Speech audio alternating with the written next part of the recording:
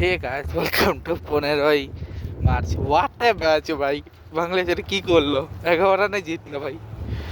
But dedication Mustafizur Rahman যেটা করছে ভাই, নিট এখানটায় খাইছে, এখানটায় ভাই খাইলে যে পেইন করে। আমি খাইছি তো, কারণ আমি খেলছি ক্রিকেট, আমি জানি ওখানে লাগলে কি পরিমাণ পেইন করে। ওই জায়গাটা যা বলটা রাখছে ওইভাবে যে এসে যে লাস্ট বলটা করে হাই যাও কাউট করে দেবে, সেটা আমি ভাবি নাই।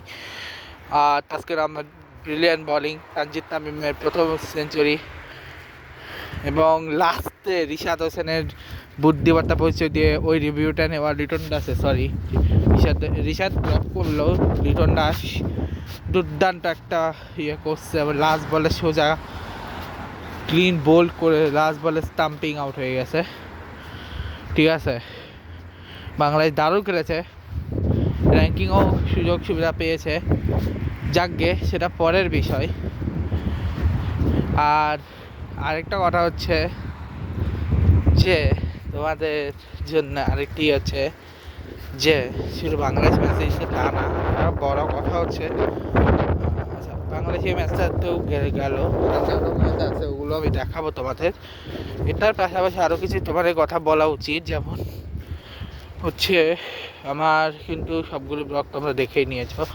এখন আপাতত সামনে কিছু নাই, আর তোমার রমজান অলমোস্ট শেষের দিকে, সামনে ঈদও আসতেছে, আর বড় বড় কিছু প্রোগ্রাম আসতেছে সামনে।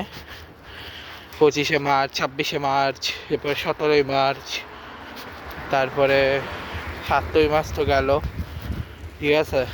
আর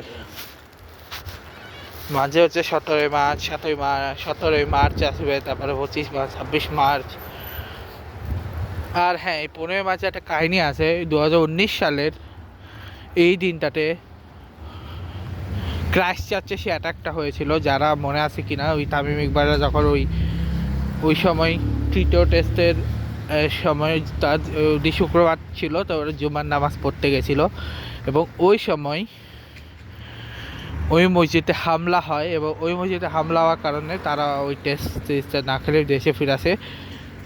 ওনার 22 লাখ বেঁচে গেছিলেন ওই টেস্টে। এছাড়াও 6 মার্চে কিন্তু কাহিনী হচ্ছে মুশফিকুর রহিম এবং মাশরাফি বিন মুর্তজা দুজনেই তাদের শেষ ম্যাচ, এবং দুজনে রিটায়ার করে নিয়েছিল 6 মার্চ। এবং 7ই মার্চ যেদিন ওই দিন ছিল আবার রিয়াদ ভাই ওই দিন উনার করে নিয়েছিল, রিয়াদ ভাই ওই দিন নিয়েছিল দেশ থেকে অবসর, এবং ওই দিনে আবার হান্ডি ক্লাসে গ্লেন ম্যাক্সওয়েল দুজনেও নিয়েছিল।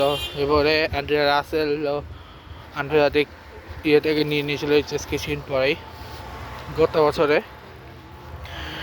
আর আরও একটা কাহিনী হচ্ছে, এই যে 15ই মার্চ, এটাই ছিল সচিন টেন্ডুলকারের ওয়ার্ল্ড কাপে সাউথ আফ্রিকার এগেনস্টে যে সেঞ্চুরিটা ছিল, সেটাই ছিল ওয়ার্ল্ড কাপে সচিন টেন্ডুলকারের লাস্ট সেঞ্চুরি। আর একটা সেঞ্চুরি আসেনি উনি, যদিও ওনার সেঞ্চুরি শেষ করেন 2012-তে, কিন্তু তাও ওনার লাস্ট ওয়ার্ল্ড কাপ সেঞ্চুরি ছিল কিন্তু 2011-তে, এশিয়ার সেঞ্চুরিটা ছিল 2012-তে।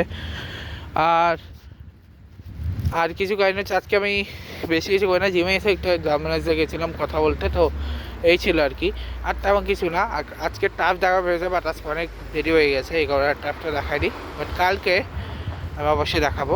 সেই ব্লগটাকে শেষ করেছি, দেখা চ্যানেল ভিডিওতে ভালো লাগলে সবাই লাইক করবে, কমেন্ট করে শেয়ার করবে, সাবস্ক্রাইব করবে, পাশে প্রেস করবে। আজকে গুড বাই।